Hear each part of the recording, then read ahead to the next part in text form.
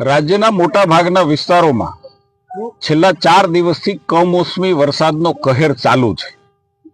રાજ્ય સરકાર માનનીય ભૂપેન્દ્રભાઈ પટેલ, માનનીય મુખ્યમંત્રી શ્રી, માનનીય ઉપમુખ્યમંત્રી શ્રી હર્ષભાઈની અગવાઈમાં રાજ્યના મંત્રીઓની ગઈકાલે બેઠક પણ થઈ।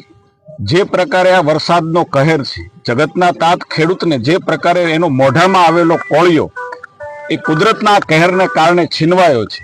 ખેડૂત આજે લાચાર બન્યો છે, ત્યારે રાજ્યની સરકાર હર વખતની જેમ આ વખતે પણ ખેડૂતને મદદ કરવા માટેની મનસા એમણે જાહેર કરી છે।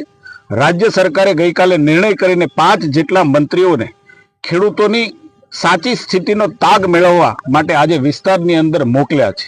જેના ભાગરૂપે જિલ્લાની અંદર આપણા સ્થાનિક ધારાસભ્ય અને રાજ્ય સરકારના રાજ્યમંત્રી આદરણીય કૌશિકભાઈ પણ આજે અમરેલી જિલ્લાની અંદર નીકળ્યા છે। જાબાળ, આંબરડી, ગાવડકાની આ સીમની અંદર એમણે ખેડૂતોના ખેતરમાં જઈ અને જે પ્રકારની સ્થિતિ છે એનો તાગ મેળવો છે।